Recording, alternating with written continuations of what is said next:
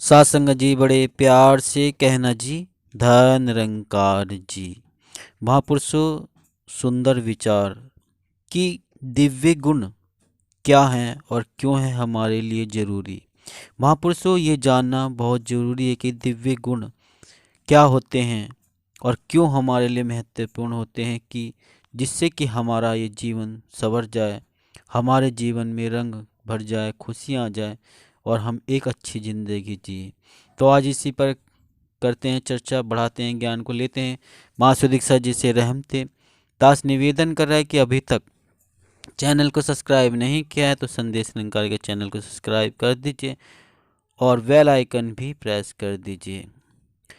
महापुरुष, सूर्य जिस प्रकार अपने प्रकाश के द्वारा सभी को प्रकाशमय कर देता है, बिल्कुल उसी प्रकार जीवन में अध्यात्म का आगमन भी मानव को मानवतामयी गुणों से ओतप्रोत कर देता है।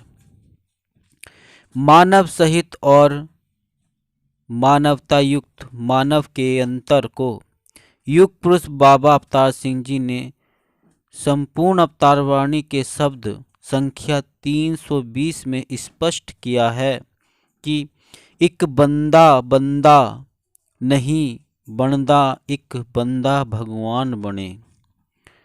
ब्रह्मज्ञान की प्राप्ति हो जाने पर मानव में देवी गुणों का आगमन होता है,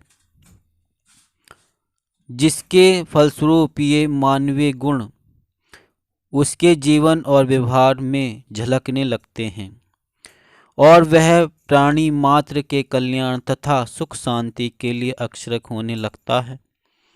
यहाँ तक कि वह क्रोधी स्वभाव वाले व्यक्तियों के साथ भी प्यार, नम्रता, क्षमा व सहनशीलता का भाव अपनाए रखता है।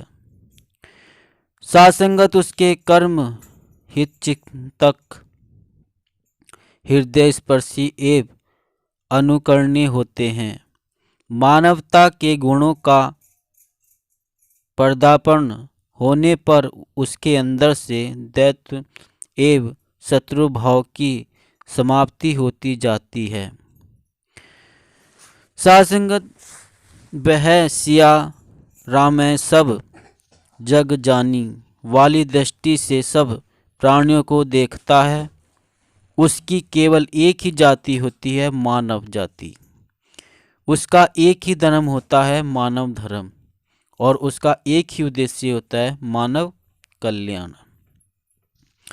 महापुरुषों, जिस प्रकार से बिना प्राण के शरीर, बिना जल के नदी तथा बिना सुगंध के पुष्प का कोई महत्व नहीं होता, उसी प्रकार मानवता रहित मानव का भी कोई महत्व नहीं होता।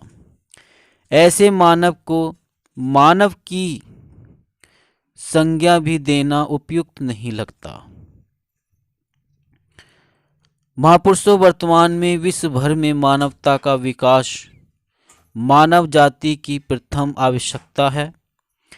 इसको महसूस करते हुए निरंकारी बाबा हरदेव जी महाराज सारे विश्व में मानवता का प्रचार करते हुए मायावी आकर्षणों व दुनियावी पदार्थों में पूर्ण रूप से डूबी हुई मानवता के उत्थान के लिए मानव मात्र को ब्रह्मज्ञान रूपी दान प्रदान कर रहे थे। महापुरुषों, यह मानवता का स्वरूप ही होती है कि मानव समाज की भलाई को ध्यान में रखकर आज निरंकारी अनुयायी एक दूसरे के साथ प्रेम पूर्वक घुल मिलकर पावन मानवता वाला जीवन व्यतीत कर रहे हैं और बिना किसी भेदभाव के सेवा, सुमरन व सत्संग करते हैं। ब्रह्मज्ञानी होने के नाते एक दूसरे के चरणों पर सिर रखकर धन निरंकार का उच्चारण करते हैं। जिस प्रकार से द्वापर युग में भगवान श्री कृष्ण ने धनहीन भक्त सुदामा के चरणों को वे त्रेता युग में भक्त केवट ने मर्यादा चरणामृत पान किया था।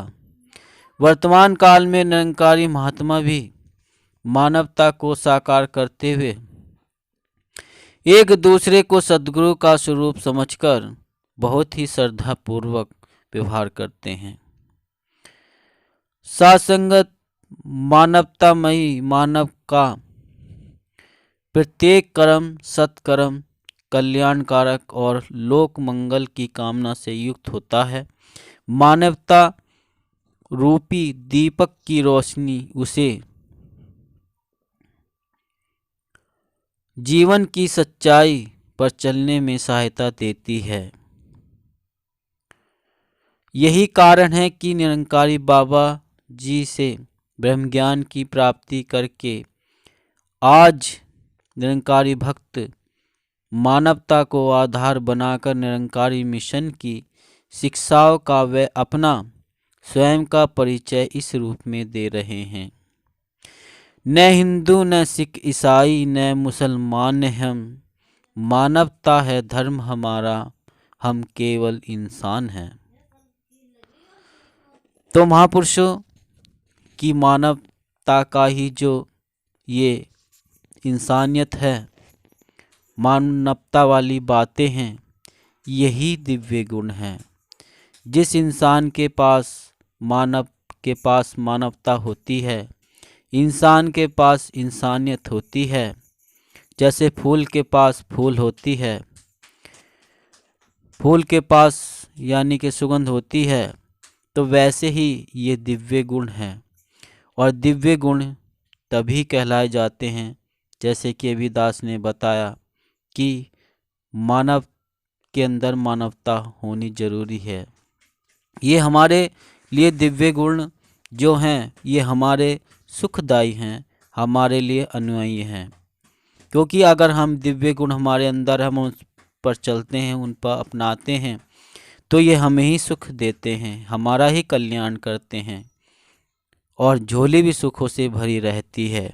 क्योंकि महापुरुषों जब ये दिव्य गुण इंसान के पास होते हैं, उस पर चलता है, तो कोई कठिनाई परेशानी नहीं आती। हर समस्या का हल गुणों से द्वारा से ज्ञान द्वारा हो जाता है। तो कहीं कोई भाग दौड़ नहीं करनी पड़ती, कहीं माया खर्च नहीं होती, तो फिर दुख भी बच जाता है और माया भी बच जाती है। कहने का सिर्फ इतना ही, जो हमारे अंदर दिव्य गुण हैं उन्हें हम और बढ़ाएं, और नहीं हैं तो अपने जीवन में ये दिव्य गुण लाएं। मानवता है, मानव है तो मानवता लाए। इंसान अगर हम हैं तो इंसानियत अपने अंदर हो। जैसे माता जी ने भी कहा है, रूहानियत और इंसानियत संग संग। तो इंसानियत इंसान के होना बहुत ज़रूरी है, तो ही वो इंसान कहलाता है। मानवता अगर इंसान मानव में होती है तो मानव कहलाता है। तो आइए महापुरुष, अगर ऐसी हम तो हमारे अंदर ऐसी सच्चाई अच्छाई है तो वह निरंकारी भी कहलाता है।